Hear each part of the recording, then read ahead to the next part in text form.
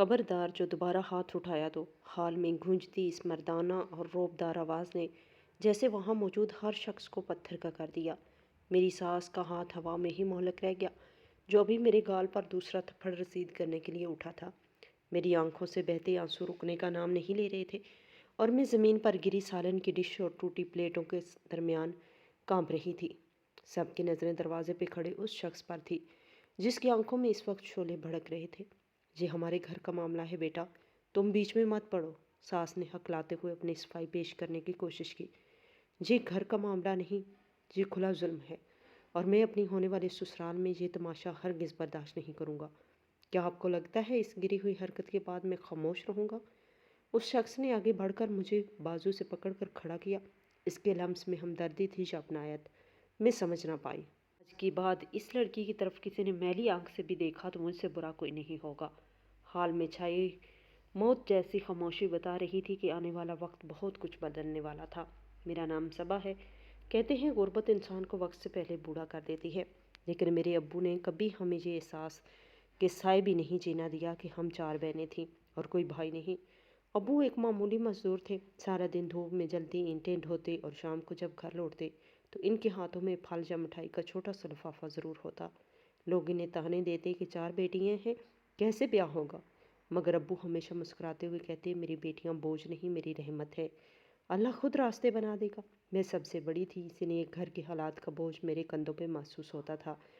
ہمارے گھر کی چھت کچی تھی لیکن دیواریں محبت سے پکی تھیں۔ میں جب 20 سال کی ہوئی تو محلے کی عورتوں نے باتوں کے تیر برسانا شروع کر دیے۔ ہے رحمت بی بی، بچی جوان ہو گئی ہے، کب تک گھر بٹھائے رکھو گی؟ زمانہ بہت خراب ہے۔ یہ جملے میری ماں کا کلیجہ چھلنی کر دیتے تھے۔ پھر ایک دن ابو کام سے گھر آئے تو ان کا چہرہ کھلا ہوا تھا۔ انہوں نے آتے ہی ماں کو خوشخبری سنائی۔ صبا کی ماں، اللہ نے سن لی، آج ٹھیکیدار صاحب کے منشی نے اپنے بیٹے وسیم کے لیے صبا کا رشتہ مانگا ہے۔ لڑکا اچھا ہے، پڑھا لکھا کرتا ہے۔ ماں نے شکرانے کے نفل پڑھے۔ انہوں نے مجھے سر سے پاؤں تک ٹرول کر دیکھا۔ ماشاءاللہ بچی تو پیاری ہے، بس ہمیں جھیز ویز نہیں چاہیے، بس بچی سلیقہ مند ہونی چاہیے۔ میری ہونے والی ساس کی ان چکنی چپڑی باتوں نے میرے سادہ لوح والدین کا دل جیت لیا۔ وسیم خود بھی ساتھ آیا تھا۔ وہ خاموش، متین اور سلجھا ہوا لگ رہا تھا۔ شادی کی تاریخ طے پا گئی۔ ابو نے اپنی زندگی بھر کی جمع پونجی لگا دی تاکہ ان کی لاڈلی بیٹی کو کسی چیز کی کمی نہ ہو۔ جس دن میرا نکاح تھا اس دن گھر میں بہت چہل پہل تھی۔ میں دلہن بنی بیٹھی تھی جب ابو میرے پاس آئے۔ ان کی آنکھوں میں آنسو تھے۔ میری گڑیا، آج تم پرایا ہو جاؤ گی۔ میں نے اپنی حیثیت سے بڑھ کر تمہارے لیے کیا ہے، لیکن پھر بھی کوئی کمی رہ جائے تو مجھے معاف کر دینا۔ ابو نے میرے سر پر ہاتھ رکھا۔ ابو، آپ نے تو مجھے شہزادیوں کی طرح پالا ہے۔ میں ان کے گلے لگ کر رو پڑی۔ رخصتی کے وقت ابو نے ایک بات کہی جو میرے دل پہ نقش ہو گئی۔ بیٹا، سسرال میں زبان میٹھی رکھنا اور آنکھیں نیچی، غریب بیٹیوں کا اصل جہیز ان کی تربیت ہوتی ہے۔ بس میری عزت کا خیال رکھنا۔ مجھے کیا معلوم تھا کہ یہ تربیت اور عزت کا پاس ہی آگے چل کر میرا امتحان بننے والا ہے۔ میری ڈولی اٹھی اور میں اپنے پیارے گھر کو چھوڑ کر وسیم کے گھر آ گئی۔ میرا سسرال بظاہر ایک مڈل کلاس گھرانہ تھا، لیکن یہاں کی فضا ہمارے گھر سے بہت مختلف تھی۔ وسیم کی ماں اور بہن زہرا جہاں، جنہیں پیار سے آپا کہتی تھی، ان کے تیور شادی کے اگلے ہی دن سے کچھ بدلے لگ رہے تھے۔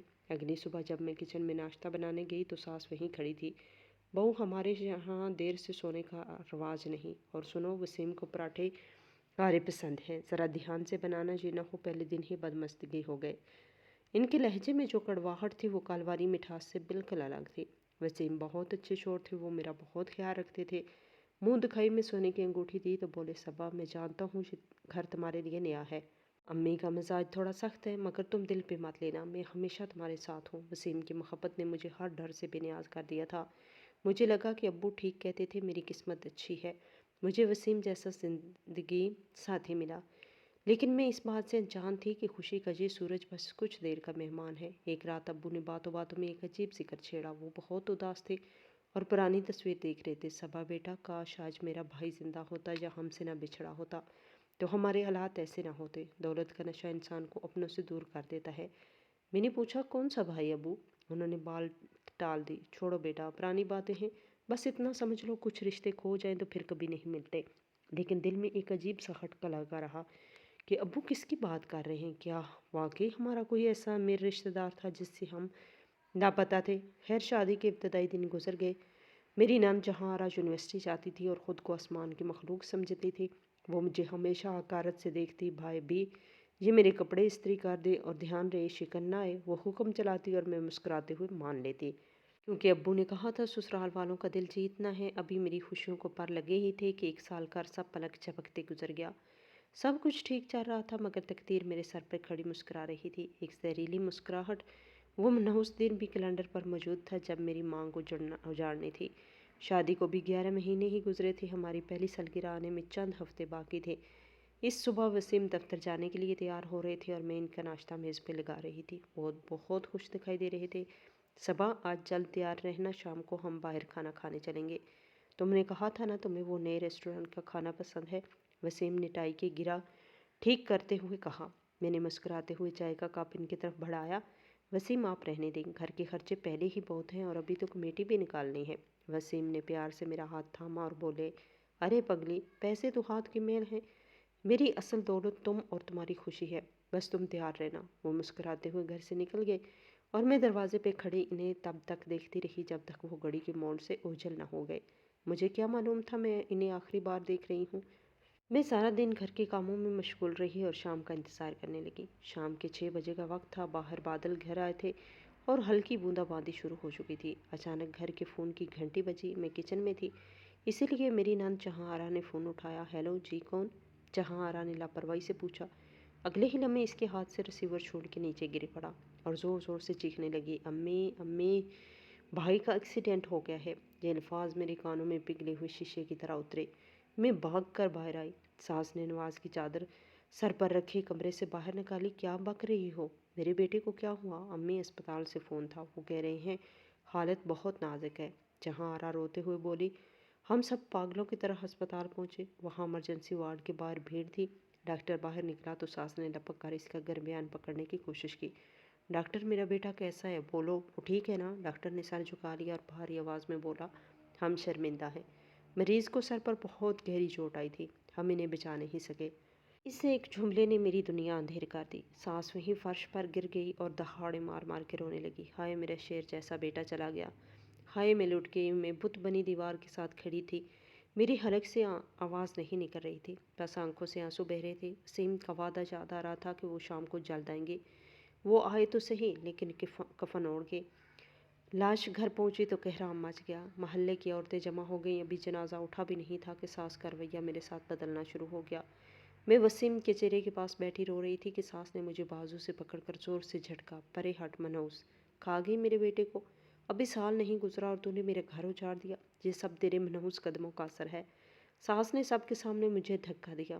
عورتوں نے ساس کو سمجھانے کی کوشش کی، بہن ہوش کرو، یہ اللہ کی رضا تھی، بچی تو خود بیوہ ہو گئی ہے۔ لیکن ساس کی آنکھوں میں نفرت کے شعلے تھے۔ کیسی رضا؟ جب سے یہ میرے گھر آئی ہے کاروبار ماندہ ہو گیا اور آج میرا بیٹا ہی چلا گیا۔ یہ ڈائن ہے۔ تدفین کے بعد ابو اور اماں مجھے لینے آئے۔ ابو کا چہرہ زرد تھا، وہ بہت کمزور لگ رہے تھے، وسیم کے غم نے انہیں بھی توڑ دیا تھا۔ بیٹی اب یہاں کیا رہ گیا ہے، ہمارے ساتھ چلو۔ ابو نے میرا سر چوما۔ میں اپنا سامان سمیٹنے لگی تو میری نظر اپنے تینوں کنواری بہنوں پر پڑی جو ایک کونے میں سہمی کھڑی تھی۔ ابو کا کام بند ہو چکا تھا، وہ بوڑھے ہو چکے تھے، وسیم ہی تو تھے جو کبھی کبھار ابو کی مدد کر دیتے تھے۔ اب اگر میں بھی بیوہ ہو کر واپس جاتی تو ان کا بوجھ کون اٹھاتا؟ میری وجہ سے میری بہنوں کے رشتے بھی رک جاتے۔ میں نے دوپٹے سے آنسو پونچھے اور فیصلہ کیا۔ میں ابو کے پاس جا کر بولی، ابو میں نہیں جاؤں گی، یہ میرا گھر ہے، وسیم کی یادیں ہیں جہاں، میں عدت یہیں پوری کروں گی۔ اماں نے روتے ہوئے کہا، صبا، تیری ساس کا رویہ دیکھ رہی ہے، تو یہاں کیسے رہے گی؟ میں تجھے جینے نہیں دے گی۔ اماں، اللہ مالک ہے، میں برداشت کر لوں گی، آپ بس دعا کیجیے گا۔ میں نے دل پر پتھر رکھ کر انہیں واپس بھیج دیا۔ ابو اور اماں روتے ہوئے رخصت ہو گئے۔ جیسے ہی دروازہ بند ہوا مجھے احساس ہوا میں نے شیر کے پنجرے میں اکیلے رہنے کا فیصلہ کر لیا ہے۔ اگلی ہی صبح ساس میرے کمرے میں آئی، میں جانے مسلے پہ بیٹھی رو رہی تھی۔ سنو مہرانی، وہ وقت آ گیا جب میرا بیٹا تیرے نخرے اٹھاتا تھا، اب اس گھر میں رہنا ہے تو نوکرانیوں کی طرح کام کرنا پڑے گا، مفت کی روٹیاں تو توڑنے کی جگہ نہیں، اٹھو اور صفائی شروع کرو۔ میں نے خاموشی سے سر جھکا لیا اور کچن کی طرف چل دی۔ جہاں آرا کرسی پر ٹانگ پہ ٹانگ رکھے بیٹھی سیب دکھا رہی تھی، مجھے دیکھتے ہی بولی، بھابھی میرے بھی کمرے کی صفائی کر دیجیے گا، مجھے دھول سے الرجی ہے، اسی لیے میں خود نہیں کروں گی۔ ان کے لہجے میں وہی زہر تھا جو ساس کی باتوں میں تھا۔ میں سمجھ گئی تھی کہ وسیم کے جاتے ہی میرے سر سے عزت کی چھت چھین لی گئی ہے، اور اب مجھے اس گھر میں اپنی سانسوں کی قیمت ذلت سہ کر ادا کرنی ہوگی۔ لیکن میں نہیں چاہتی تھی کہ ابھی تو یہ شروعات ہے، ابھی تو ظلم کے وہ پہاڑ ٹوٹنے والے ہیں جن میں نے تصور بھی نہیں کیا تھا اگلے ہفتوں میں اور ہفتے مہینوں میں بدل گئے۔ لیکن اس گھر میں میری حیثیت گھر کی بہو سے کم ہو کر ایک مفت کی ملازم جیسی ہو گئی۔ میں صبح سویرے اٹھتی، جھاڑو پوچھا کرتی، ناشتہ بناتی، پھر ساس اور نند کے اٹھنے کا انتظار کرتی۔ ایک صبح میں کچن میں برتن دھو رہی تھی، ساس کی آواز گونجی، ارے نواب زادی، ناشتہ کب ملے گا؟ کیا آج بھوکا مارنے کا ارادہ ہے؟ میں جلدی سے ہاتھ پونچھتی ہوئی ٹرے لے کر ڈائننگ ٹیبل پر پہنچی، جہاں آرا پہلے سے کرسی پہ برجمان تھی۔ میں نے لرزتے ہاتھوں سے چائے کا کپ ساس کے آگے رکھا۔ انہوں نے ایک گھونٹ بھرا اور اگلے ہی لمحے گرم چائے پیالے سمیت فرش پہ دے ماری۔ یہ کیا ہے، اتنی چینی؟ تم چاہتی ہو مجھے شوگر ہو جائے اور میں بھی مر جاؤں تاکہ اس گھر میں تیرا راج ہو؟ وہ چیخی۔ میں سہم کر پیچھے ہٹی۔ امی جی، میں تو روز کی طرح ہی چینی ڈالی تھی، زبان چلاتی ہے آگے سے۔ ساس نے مجھے گھورا۔ منحوس کہیں کہ جب سے اس گھر میں آئی ہے برکت اٹھ گئی ہے، میرے ہنستے بستے گھر ویران کر دیا۔ تو اپنا یہ منحوس چہرہ لے کر یہاں سے کیوں نہیں چلی جاتی؟ کیوں ہمارے سینے پہ مونگ ڈال رہی ہو؟ میں خاموشی سے ان کی یہ زہریلی باتیں سنتی رہی اور جھک کر ٹوٹی ہوئی پیالی کے ٹکڑے سمیٹنے لگی۔ میری آنکھوں سے آنسو ٹپک کر فرش پر گر رہے تھے۔ میرے پاس جانے کا کوئی ٹھکانہ نہیں تھا۔ میں جاتی تو غریب والدین پہ بوجھ بنتی اور چھوٹی بہنوں کے راستے رک جاتے۔ اسی لیے میں نے خاموشی کو اپنایا، دن بچھونا بنا لیا۔ ابھی میرے شوہر کی وفات کو 6 مہینے بھی پورے نہیں ہوئے تھے اور میری عدت کے دن ختم ہونے کے قریب تھے کہ گھر میں ایک نئی خوشی کی خبر آ گئی۔ ایک دن جہاں آرا یونیورسٹی سے آئی تو اس کا چہرہ خوشی سے تمتما رہا تھا۔ امی، آپ کو پتہ ہے مسٹر انصاری نے میرا رشتہ مانگا ہے؟ جہاں آرا نے جوش سے بتایا۔ ساس کی خوشی کا کوئی ٹھکانہ نہ رہا۔ ارے واہ، یہ تو بہت اچھی فیملی ہے۔ لڑکا کیا کرتا ہے؟ لڑکا امریکہ سے پڑھ کر آیا ہے امی، بہت امیر لوگ ہیں، ان کا اپنا بڑا کاروبار ہے۔ جہاں آرا نے فخر سے گردن اکڑائی۔ مجھے یہ سن کر بہت دکھ ہوا۔ ابھی تو میرے شوہر کی قبر کی مٹی بھی نہیں سوکھی تھی۔ وہ ان کا اکلوتا بیٹا تھا اور یہ لوگ اپنی بیٹی کی شادی کی خوشیاں منانے کی تیاری کر رہے تھے۔ لیکن پھر میں نے سوچا یہ دنیا کی راست ہے، زندگی کسی کی جانے سے روکتی نہیں۔ بیٹی کی خوشی تو ماں کو عزیز ہوتی ہے۔ شام کو مہمانوں کے آنے کا وقت طے ہوا۔ ساس میرے کمرے میں آئی اور سخت لہجے میں بولی، خبردار جو تم مہمانوں کے سامنے آئی، اپنا یہ منحوس سایہ میری بیٹی کی خوشیوں پہ مت ڈالنا۔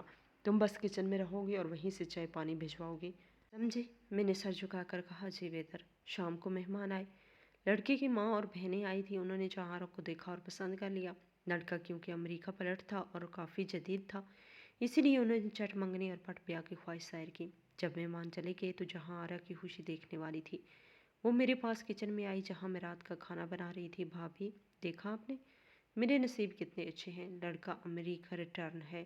اب میں اس گھر کے چھوٹے موٹے مسائل سے دور ایک الگ دنیا میں رہوں گی۔ میں نے مدھم لہجے میں کہا، مبارک ہو جہاں آرا، اللہ تمہارے نصیب اچھے کرے۔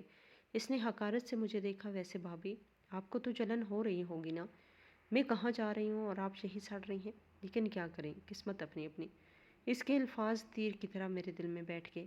وہ کتنی آسانی سے میرا مذاق اڑا رہی تھی۔ وہ یہ بھول گئی تھی کہ میں بھی کبھی دلہن بن کر اس گھر میں آئی تھی اور میری بھی بہت سی امیدیں تھیں جو اب خاک میں مل چکی تھی۔ اگلے چند دنوں میں بات پکی ہو گئی۔ ساس کا رویہ مزید فرعون جیسا ہو گیا۔ وہ بات بات پر مجھے جتاتی تھی کہ ان کی بیٹی لاکھوں میں ایک ہے اور میں 2 ٹکی کی ہوں۔ اس دن ساس نے مجھے بلایا اور حکم صادر کیا، سنو، لڑکے والے رسم کے لیے آ رہے ہیں، پورے گھر کی صفائی ہونی چاہیے اور کھانے کا انتظام بھی گھر پر ہوگا۔ مجھے کسی قسم کی کمی برداشت نہیں ہوگی۔ اگر میری ناک کٹی تو میں تیری زبان کاٹ دوں گی۔ مجھے اندازہ ہو گیا تھا کہ آنے والے دن میرے لیے مزید مشکل ہونے والے ہیں۔ نند کا رشتہ تو طے ہو گیا تھا، لیکن اس رشتے کی آڑ میں مجھ پر جو ظلم ہونے والا تھا اس کا مجھے وہم و گمان میں بھی نہیں تھا۔ یہ لوگ مجھے انسان نہیں بلکہ جذبات سے آری مشین سمجھ رہے تھے اور میں بے بسی کی تصویر بنی اپنے رب کی طرف دیکھ رہی تھی کہ شاید وہیں کوئی معجزہ دکھا دے، مگر مجھے معلوم نہیں تھا کہ معجزہ ہونے سے پہلے مجھے ذلت کی گہری کھائیوں سے گزرنا پڑے گا۔ اس دن جہاں آرا کے رشتے کی بات پکی ہو گئی تھی تو گھر کا ماحول ہی بدل گیا تھا۔ ابھی ہم اس خبر کو ہضم کر رہے تھے جہاں آرا یونیورسٹی سے بھاگتی ہوئی آئی اور آتے ہی اس نے پورے گھر کو سر پہ اٹھا لیا۔ امی، امی کہاں ہیں آپ؟ جلدی باہر آئیے، بہت بڑی خوشخبری ہے۔ ساس گھبرا کر کمرے سے باہر نکلی۔ کیا ہوا بیٹا؟ خیریت تو ہے؟ جہاں آرا کا چہرہ خوشی سے تمتما رہا تھا۔ وہ اپنی ماں کے گلے لگ کر بولی، امی آپ یقین نہیں کریں گی، عادل کا فون آیا تھا، ان کی پروموشن ہو گئی ہے، اب وہ اسسٹنٹ کمشنر نہیں بلکہ ڈپٹی کمشنر بن گئے ہیں، انہیں ضلع کا چارج مل گیا ہے۔ یہ سنتے ہی ساس کے تو پاؤں زمین پہ نہیں ٹک رہے تھے۔ انہوں نے فوراً آسمان کی طرف ہاتھ اٹھا کر دعا مانگی، یا اللہ تیرا لاکھ لاکھ شکر ہے، میری بیٹی تو اب راج کرے گی، ڈپٹی کمشنر کی بیوی بنے گی۔ میں کونے میں کھڑی یہ سب سن رہی تھی۔ جہاں نے ترچھی نظروں سے میری طرف دیکھا اور طنزیہ انداز میں بولی، امی اب تو ہر ایرے گہرے کی اوقات میرے سامنے 2 ٹکے کی ہے، لوگ ترستے ہیں ایسی قسمت کو، میرا شوہر پورے شہر کا افسر ہوگا۔ ساس نے فخر سے بیٹی کا ماتھا چوما۔ ہاں میری بچی، اب تو لوگ ہماری جوتیوں کے برابر بھی نہیں رہے، تم دیکھنا تمہاری شادی کیسے دھوم دھام سے کروں گی کہ دنیا دیکھتی رہ جائے گی۔ اس خبر کے بعد جہاں آرا کے سسرال والوں کی طرف سے پیغام آیا کہ وہ پوری فیملی کے ساتھ کھانے پہ آ رہے ہیں تاکہ رشتے کو باقاعدہ حتمی شکل دی جا سکے۔ ساس چاہتی تھی کہ انہیں اپنے گھر دعوت پہ بلایا جائے تاکہ انہیں پتہ چل سکے کہ یہ لوگ کتنے مہمان نواز ہیں۔ لڑکے والے امیر کبیر تھے اور میری ساس اپنی ناک اونچی رکھنا چاہتی تھی۔ رات کو ساس نے مجھے کچن میں طلب کیا، سنو پرسوں عادل اور اس کی گھر والے آ رہے ہیں، کم سے کم 10 قسم کے کھانے بنیں گے، بریانی، قورمہ، کباب، کھیر، ہر چیز شاہی ہونی چاہیے، مجھے کسی قسم کی کمی برداشت نہیں ہوگی، اگر کھانے میں ذرا سا بھی نمک اوپر نیچے ہوا تو مجھ سے برا کوئی نہیں ہوگا۔ میں نے ڈرتے ڈرتے کہا، اماں جی اکیلے اتنا سب کچھ کیسے بناؤں گی، کیا کوئی میری مدد کے لیے آئے گا؟ ساس نے آنکھیں نکالی، کیوں تیرے ہاتھ ٹوٹے ہوئے ہیں، سارا دن مفت کی روٹیاں توڑتی ہو، ایک دن کام کرنے میں جان نکل رہی ہے، کوئی مدد کو نہیں آئے گا، سب تمہیں اکیلا کرنا ہے، مجھے بس کام مکمل چاہیے۔ قسمت کی ستم ظریفی دیکھیے کہ دعوت والے دن ہی میری طبیعت بہت خراب ہو گئی، شدید ٹھنڈ کی وجہ سے مجھے تیز بخار چڑھ گیا، میرا جسم تپ رہا تھا اور سر درد سے پھٹ رہا تھا۔ میں صبح بستر سے اٹھنے کی کوشش کر رہی تھی مگر کمزوری کی وجہ سے دوبارہ گر گئی۔ ساس کمرے میں آندھی طوفان کی طرح داخل ہوئی، ارے مہارانی ابھی تک سو رہی ہو، دوپہر ہونے کو کچن سنسان پڑا ہے، تجھے شرم نہیں آتی؟ میں نے کمزوری سے اٹھتے ہوئے کہا، ماں جی مجھے بہت تیز بخار ہے، جسم میں ہمت ہی نہیں ہے، آج مجھے چھٹی دے دیں، کل میں سارا کام کر لوں گی۔ ساس نے مجھے زوردار جھٹکے سے پکڑ کر نیچے اتارا، بہانے مت بنا، آج میری بیٹی کے سسرال والے آ رہے ہیں، تو یہاں نخرے دکھا رہی ہے، پہلے میرے بیٹے کو کھا گئی اور اب میری بیٹی کی خوشیوں کو نظر لگانا چاہتی ہو، اٹھو اور جا کر کام سنبھالو ورنہ وہ اشر کروں گی کہ قیامت تک یاد رکھے گی۔ ان کا رویہ انتہائی ظالمانہ تھا، میں دنگ رہ گئی، تیز بخار میں میرا جسم کانپ رہا تھا۔ وہ مجھے دھکیلتی ہوئی کچن کی طرف لے گئی، خبردار جو کچن سے باہر قدم نکالا جب تک سارا کھانا تیار نہیں ہو جاتا، تمہیں پانی پینے کی بھی اجازت نہیں ہے۔ میں لڑکھڑاتے قدموں کے ساتھ کچن میں پہنچی، آنکھوں کے سامنے اندھیرا چھا رہا تھا مگر میں نے برتن دھونے شروع کر دیے، ٹھنڈے پانی سے میرے بخار کو اور تیز کر دیا۔ برتن دھوتے ہوئے مجھے بے خود وسیم یاد آ گئے، وہ ہوتے تو شاید آج گلاس پانی بھی اٹھانے نہ دیتے۔ آج میں جانوروں سے بھی بدتر زندگی گزار رہی تھی، میں روتی جا رہی تھی اور مسالے بھون رہی تھی، لیکن دل کر رہا تھا سب کچھ چھوڑ کر بھاگ جاؤں، ماں باپ کے گھر چلی جاؤں۔ لیکن پھر چھوٹی بہنوں کے معصوم چہرے آنکھوں کے سامنے آ گئے تو میں نے لب سی لیے، اگر میں گھر گئی تو میری بیوہ ہونے کا ٹھپا ان کی زندگیوں کو بھی متاثر کرے گا۔ شام ہو چکی تھی، مہمانوں کے آنے کا وقت قریب تھا، کچن میں کھانوں کی خوشبو پھیلی ہوئی تھی لیکن میرے لیے یہ خوشبو بھی عذاب بنی ہوئی تھی۔ میں نے دیوار کا سہارا لے کر خود کو گرنے سے بچایا۔ ابھی میں آخری ڈش تیار کر رہی تھی کہ ساس دوبارہ کچن میں آئی، انہوں نے دیگوں کے ڈھکن اٹھا کر دیکھا، کھانا تو ٹھیک لگ رہا تھا لیکن یاد رکھنا مہمانوں کے سامنے اپنی منحوس صورت مت دکھانا، بس کھانا لگا کر غائب ہو جانا، اگر کسی چیز کی کمی ہوئی تو آج کی ساری رات تم باہر سین میں ٹھنڈے فرش پر گزارو گی، تمہیں کمرے میں داخل ہونے نہیں دوں گی۔ میں نے ڈر کے مارے جلدی سے اسباب میں سر ہلا دیا، کسی چیز کی کمی نہیں ہوگی اماں جی۔ باہر گاڑیوں کے رکنے کی آواز آئی، مہمان آ چکے تھے، میرے دل کی دھڑکن تیز ہو گئی کیونکہ اب مجھے باریکی ڈشیں اٹھا کر ڈرائنگ ٹیبل تک جانا تھا۔ بخار سے میرا جسم ٹوٹ رہا تھا لیکن میں نے ہمت جمع کی اور پہلی ڈش اٹھائی۔ مجھے نہیں معلوم تھا کہ اگلا 1 گھنٹہ میری زندگی میں کتنا بڑا طوفان لانے والا ہے۔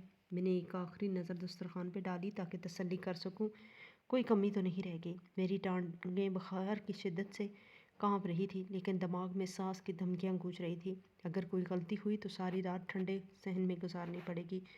ڈرائنگ روم سے مہمانوں کے کہکوں کی آوازیں آ رہی تھی، ساس اور جہاں آرا کی ہنسی سب سے بلند تھی جو اپنی امارت اور خوش قسمتی کا روب جھاڑ رہی تھی۔ میں نے ہمت کر کے کھانے کے ڈونگے اٹھائے اور ڈائننگ روم کی طرف قدم بڑھائے۔ مہمانوں میں جہاں آرا کی ہونے والی ساس، ان کی بیٹی اور وہ لڑکا عادل موجود تھے جو اب ڈپٹی کمشنر بن چکا تھا۔ وہ سب کرسیوں پر براجمان تھے۔ مجھے دیکھتے ہی کمرے میں ایک لمحے کے لیے خاموشی چھا گئی۔ میں نے نظریں جھکائے کانپتے ہاتھوں سے چاولوں کی ڈشیں میز پہ رکھی۔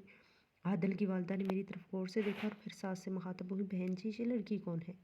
پہلے تو کبھی اسے دیکھا نہیں، کیا کوئی نئی ملازم رکھی ہے آپ نے؟ یہ سوال سن کر میرے دل پر خنجر چلا۔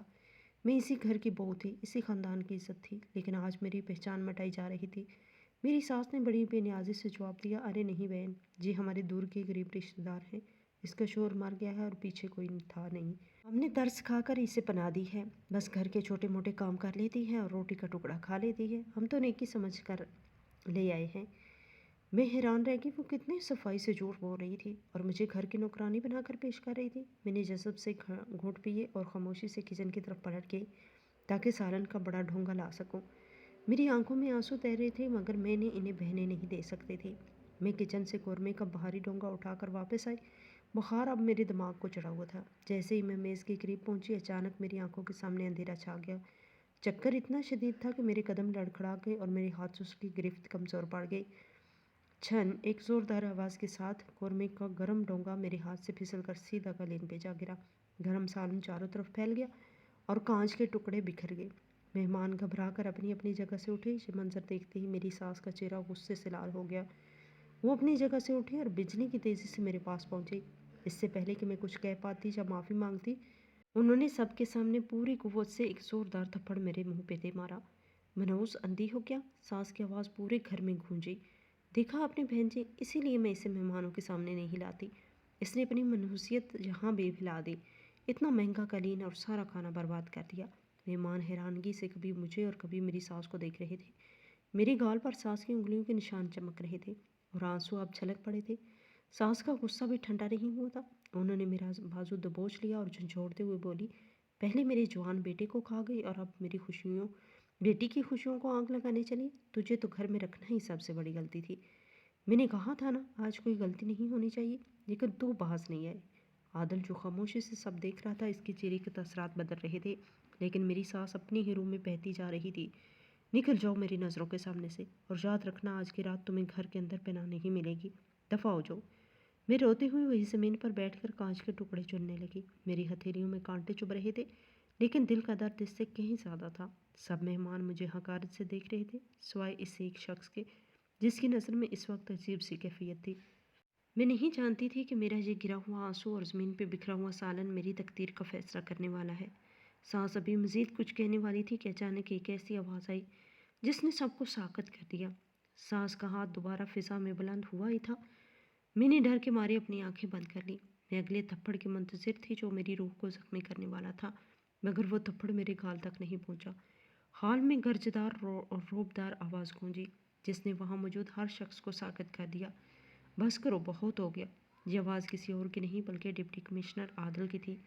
میں نے گھبرا کر آنکھیں کھولی تو دیکھا عادل اپنی نشست سے کھڑے ہو چکے تھے اور ان کا چہرہ غصے سے سرخ ہو رہا تھا۔ ان کی والدہ اور بہن بھی حیرانگی سے انہیں دیکھ رہی تھی۔ میری ساس کا ہاتھ ہوا میں ہی معلق رہ گیا اور انہوں نے بے خود ہوتے ہوئے عادل کی طرف دیکھا۔ ان کے چہرے پہ ہوائیاں اڑنے لگیں۔ بیٹا تم کیوں پریشان ہوتے ہو؟ یہ تو گھر کے معمولی معاملات ہیں۔ ان نوکرانیوں کو سیدھا کرنے کے لیے کبھی کبھی سختی کرنی پڑتی ہے۔ تم بیٹھو، کھانا ٹھنڈا ہو رہا ہے۔ ساس نے مسکرانے کی ناکام کوشش کی۔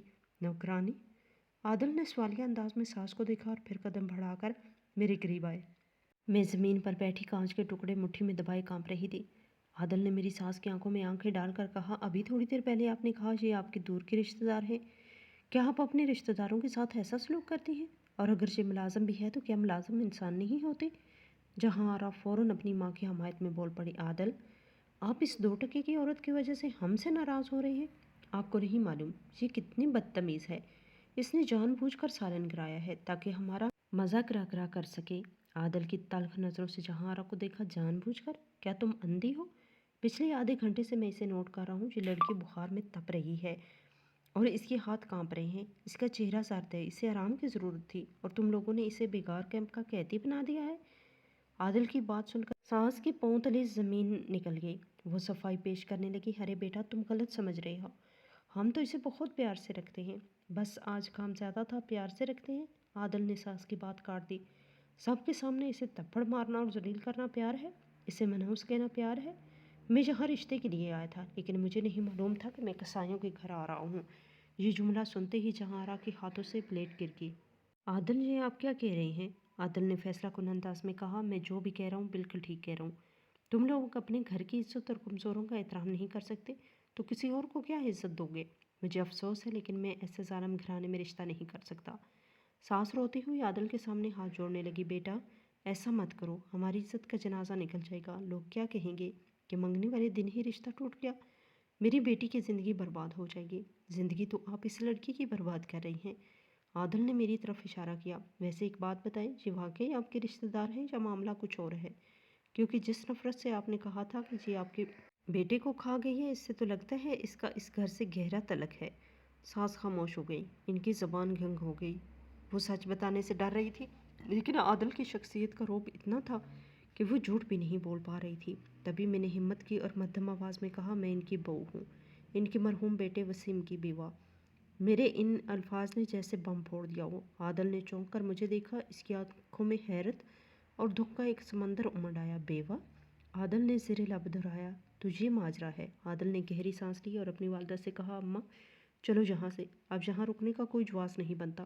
جہاں آرا اور ساس نے رونے دھونے کے باوجود عادل اپنے گھر والوں کو لے کر وہاں سے چلے گئے۔ ان کے جاتے ہی گھر میں موت کا سا سناٹا تھا جو کسی بڑے طوفان کا پیش خیمہ تھا۔ مجھے اندازہ نہیں تھا کہ عادل کا یوں جانا میرے لیے تو عذاب بنے گا ہی، لیکن قدرت نے میرے لیے کچھ اور ہی فیصلہ کر رکھا تھا جو سب کی سوچ سے بالاتر ہے۔ عادل اور ان کے گھر والوں کے جاتے ہی جیسے گھر پر قیامت ٹوٹ پڑی۔ گاڑی کی آواز مدھم ہوتے ہی میری ساس کسی زخمی شیرنی کی طرح میری طرف پلٹی۔ ان کی آنکھوں میں خون اتر آیا تھا۔ انہوں نے مجھے بازو سے پکڑ کر زمین پہ گھسیٹا اور چیخیں، خوش ہوا اب کلیجہ ٹھنڈا ہو گیا؟ تم نے میری بیٹی کا گھر اجاڑ کر اب سکون مل گیا؟ میں نے کہا تھا نا منحوس چہرہ مت دکھانا، لیکن تم نے جان بوجھ کر یہ ڈرامہ رچایا۔ میں درد سے کرا رہی تھی اور بخار کی شدت سے میرا جسم آگ کی طرح تپ رہا تھا۔ اماں جی خدا کی قسم میں نے کچھ نہیں کیا، مجھے چکر آ گیا تھا، میرا یقین کرے۔ جہاں آرا بھی روتے ہوئے اپنے کمرے سے نکلی اور مجھ پہ پل پڑی۔ امی یہ ڈائن ہے، ڈائن، اس نے حسد میں آ کر میرا رشتہ توڑوایا ہے۔ اسے برداشت نہیں ہو رہا تھا کہ میں افسر کی بیوی بن رہی ہوں۔ نکالیں اسے ابھی اسی وقت گھر سے۔ ساس نے مجھے بازو سے پکڑ کر کھینچتے ہوئے صحن کی طرف دھکیلا۔ باہر سخت سردی تھی اور ٹھنڈی ہوائیں چل رہی تھی۔ انہوں نے مجھے صحن کے بیچوں بیچ دھکا دے کر گرا دیا۔ تیری سزا یہ ہے کہ آج کی پوری رات تم اسے ٹھنڈے فرش پر گزارو گی۔ اگر تم نے اندر آنے کی کوشش کی تو ٹانگیں توڑ دوں گی، سڑو یہاں اور مرو۔ اگر صبح تک زندہ بچ گئی تو تب کی تب دیکھی جائے گی۔ یہ کہہ کر انہوں نے زور سے دروازہ بند کر دیا اور کنڈی لگا دی۔ میں بند دروازے کو دیکھتی رہ گئی۔ آنسو نے میری ناک ڈھانپ لیے تھے۔ میں نے گھٹنوں میں سر دیا اور سردی سے سکڑ گئی۔ بخار میرے دماغ کو چڑھا ہوا تھا اور دانت کھٹکھٹا رہے تھے۔ وسیم بہت یاد آ رہے تھے، وہ ہوتے تو کوئی مجھے ہوا بھی نہ لگنے دیتا۔ رات جیسے تیسے عذاب بن کر گزری، کبھی ہوش آتا کبھی کشی طاری ہو جاتی۔ صبح کی اذانوں کے ساتھ ہی دروازہ کھلا، ساس باہر نکلی۔ ان کے ہاتھ میں میرا چھوٹا سا بیگ تھا جس میں میرے چند کپڑے تھے۔ انہوں نے بیگ میرے منہ پہ دے مارا، اٹھو بہت ہو گیا تماشا، اب ایک لمحہ بھی تمہیں اس گھر میں برداشت نہیں کروں گی، ابھی اسی وقت دفع ہو جاؤ، جاؤ جا کر سڑکوں پر بھیک مانگو، اپنے غریب باپ کے سر پر جا کر مرو، مجھے کوئی سروکار نہیں۔ میں نے لڑکھڑاتے ہاتھوں سے بیگ اٹھایا، ٹانگوں میں کھڑے ہونے کی ہمت نہیں تھی لیکن طاقت عزت بچانے کے لیے وہاں سے نکلنا ہی بہتر تھا۔ میں نے دیوار کا سہارا لے کر خود کو کھڑا کیا۔ ابھی میں گیٹ کی طرف پہلا قدم بڑھانے ہی لگی تھی کہ اچانک گیٹ پہ دستک ہوئی۔ ساس اور جہاں آرا چونک گئی، اتنی صبح کون ہو سکتا ہے؟ ساس نے جہاں آرا کو اشارہ کیا کہ مجھے سائڈ پہ چھپا دے، لیکن تب تک دیر ہو چکی تھی۔ ملازم نے گیٹ کھول دیا تھا۔ سامنے عادل کھڑا تھا، وہی عادل جو رات رشتہ توڑ کر گیا تھا۔ اس کے چہرے پہ سنجیدگی تھی اور آنکھوں میں ایک عجیب سی چمک۔ ساس اسے دیکھ کر ہکلانے لگی، بیٹا تم یہاں کیا کر رہے ہو؟ کل تو تم سب ختم کر کے گئے تھے نا؟ عادل نے ایک نظر مجھ پہ ڈالی جو سردی سے ٹھٹر رہی تھی اور بخار سے کانپ رہی تھی۔ اس نے میری حالت دیکھ کر مٹھی بھینچ لی۔ میں سب ختم کر کے گیا تھا آنٹی، لیکن ایک چیز ادھوری رہ گئی تھی، عادل نے مضبوط لہجے میں کہا۔ میں پوری رات سو نہیں سکا، ایک بوجھ تھا دل پر، اسے ہی اتارنے کے لیے آیا ہوں۔ جہاں آرا کی آنکھوں میں امید کی کرن جاگی۔ کیا آپ معافی مانگنے آئے ہیں عادل؟ کیا آپ اپنا فیصلہ بدل رہے ہیں؟ میں جانتی تھی آپ مجھے چھوڑ کر نہیں جا سکتے۔ عادل نے جہاں آرا کی بات کا کوئی جواب نہیں دیا اور سیدھا چلتا ہوا میرے قریب آ گیا۔ ساس چیخی، خبردار اس منحوس کے پاس مت جانا، ہم اسے گھر سے نکال رہے ہیں، یہ اسی قابل ہے۔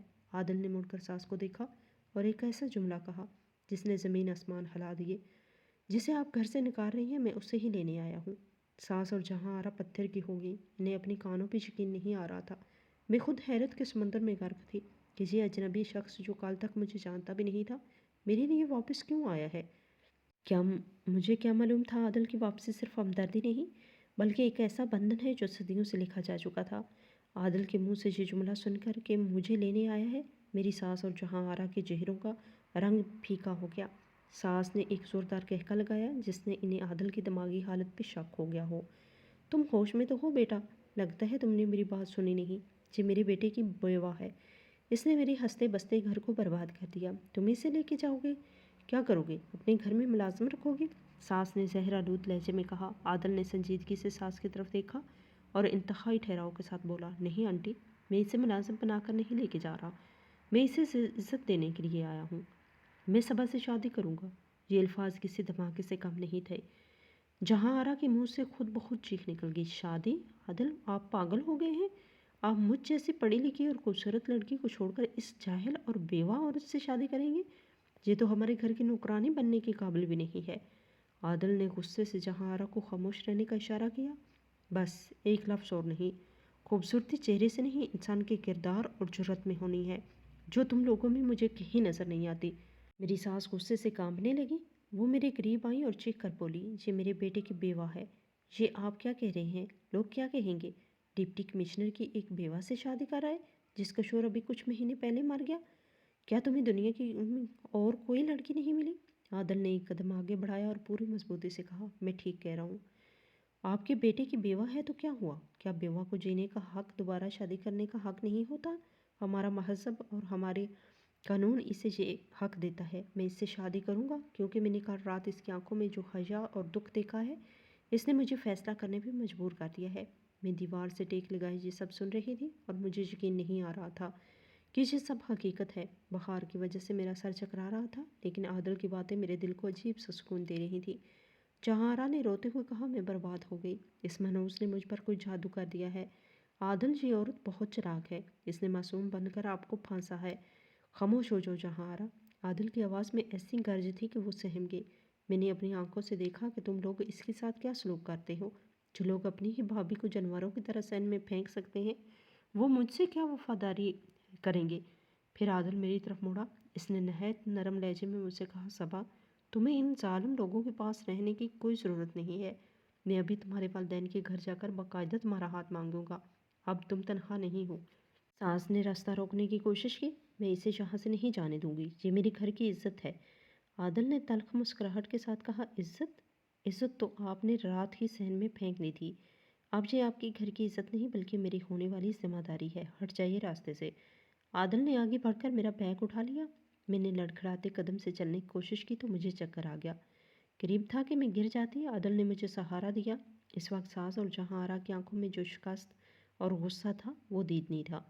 وہ اپنی ہی بچھائی ہوئی سازشوں کے جال میں بری طرح پھنس چکے تھے۔ عادل مجھے گاڑی میں بٹھا کر لے گئے۔ پیچھے مڑ کر میں نے اس گھر کو دیکھا جہاں میں نے ذلت کے ان گھنت لمحے گزارے تھے۔ مجھے نہیں معلوم تھا کہ عادل مجھ پہ اتنا مہربان کیوں ہے، لیکن گاڑی میں بیٹھتے ہی مجھے احساس ہوا کہ میرے سر سے کالی رات کا سایہ ہٹ رہا ہے، ایک نئی صبح طلوع ہونے والی ہے۔ مگر یہ نئی صبح اپنے دامن میں ایک ایسا راز چھپائے ہوئے تھی جو میری زندگی کو مکمل طور پہ بدلنے والا تھا۔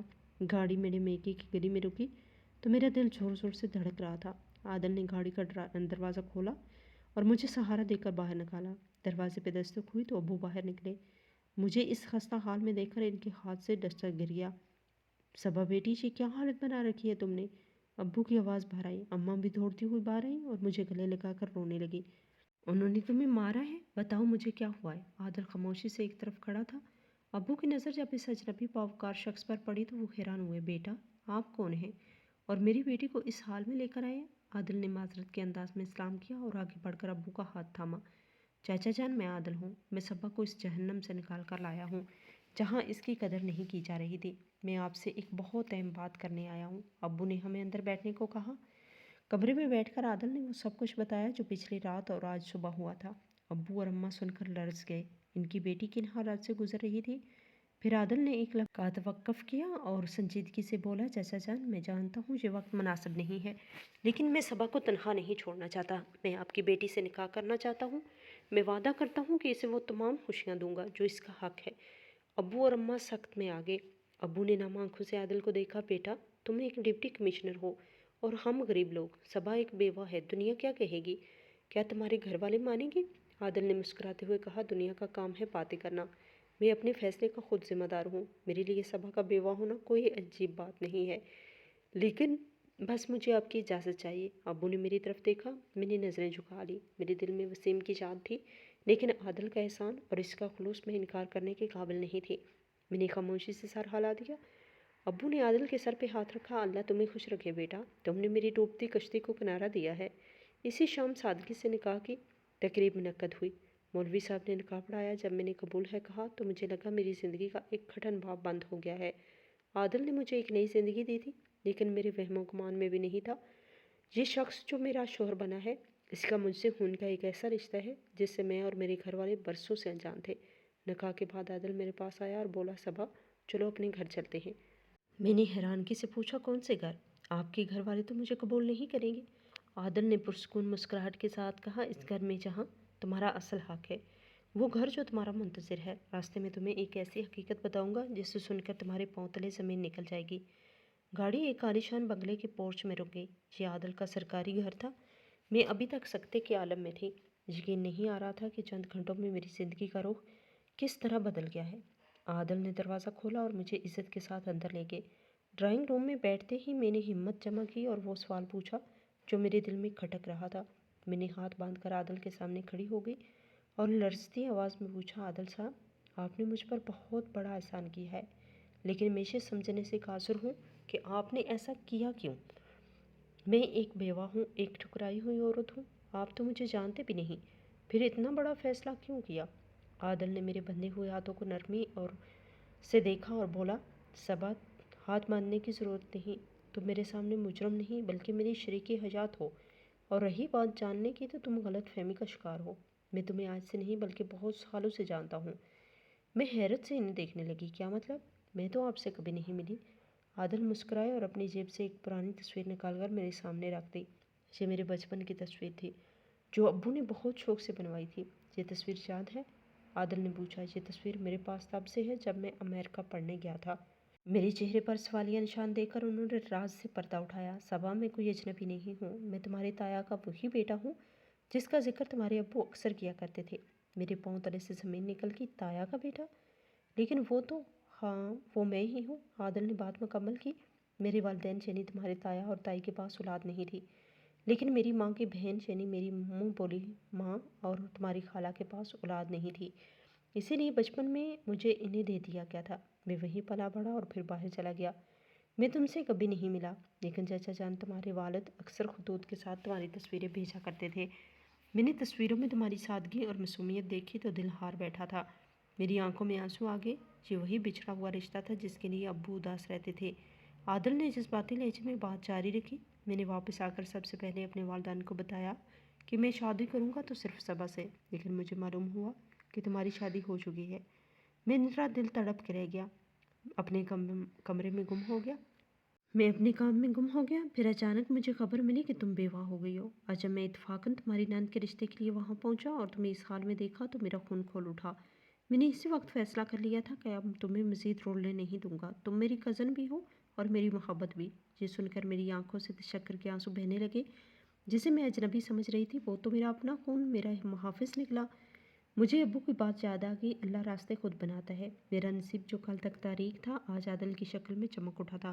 दूसरी तरफ मेरी सास और जहाँ आरा को जब ये हकीकत मालूम हुई कि आदल कोई और नहीं बल्कि मेरा अपना कज़न है और अब मैं डीसी की बीवी बनकर राज कर रही हूँ, तो वो हसद की आग में जल भुन गई। जहाँ आरा का रिश्ता टूट चुका था और मेरी सास को अपनी बेटी के लिए अब कोई ढंग का रिश्ता नहीं मिल रहा था। वो लोग हाथ मलते रह गए और अपने करने पर पछताने लगे। लेकिन अब बहुत देर हो चुकी थी। तीर कमान से निकल चुका था। मैंने अल्लाह के हजूर सजदा शुक्र अदा किया।